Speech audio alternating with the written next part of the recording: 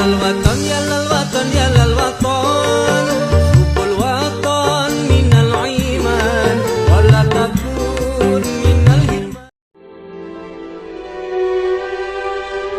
Tanah airku tidak kulupakan, kan terkenang selama hidupku.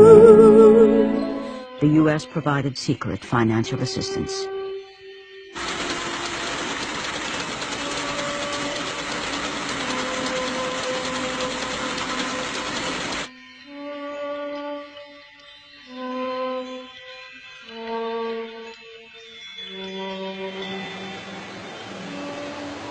I saw many broken bodies and many pieces, torsos, legs, arms, floating in the canals.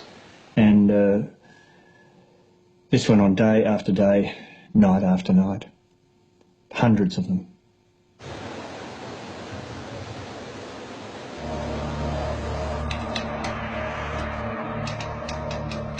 Although there were several journalists inside Indonesia filing reports, the true story of a one-sided slaughter did not immediately reach the Western public.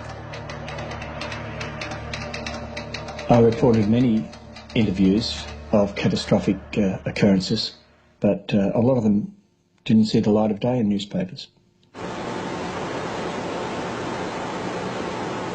I wrote a daily file for Time magazine, and I also sent reports to the BBC and to NBC News.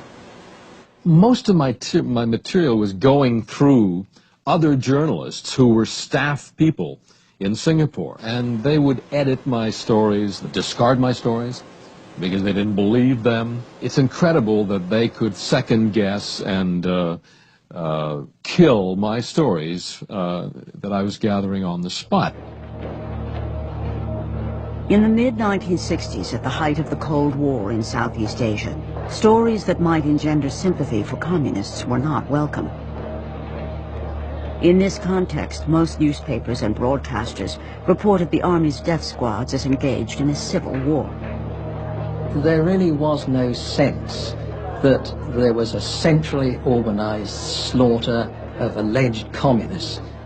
It was being presented from all directions as a sort of running battle going on between, you know, organized communism and an organized army. It was a cleaning up operation. It was not a slaughter. The word slaughter didn't pass anyone's lips at that time. The scale of it was not understood.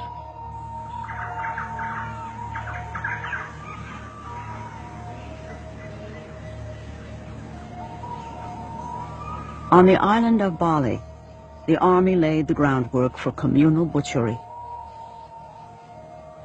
Propaganda teams toured the countryside, spreading stories of PKI plans for women to seduce and castrate soldiers to obtain weapons.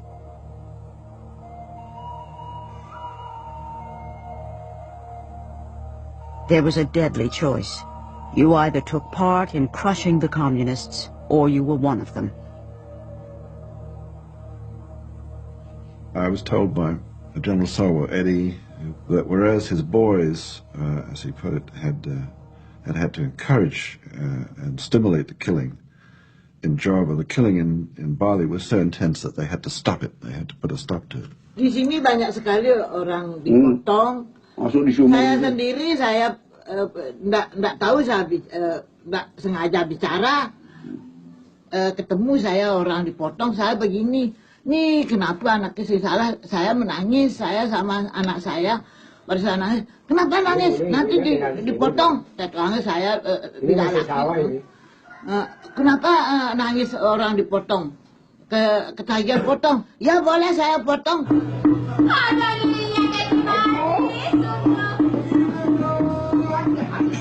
Today, the tourist brochures sell Bali as an exotic paradise. They don't mention that 80,000 people were butchered here in the space of only 2 weeks.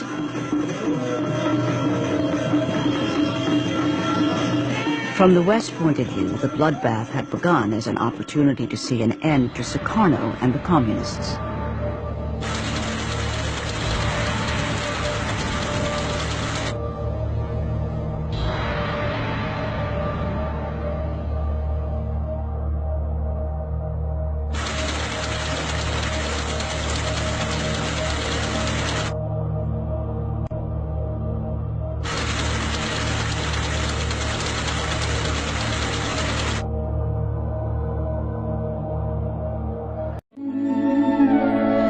Tak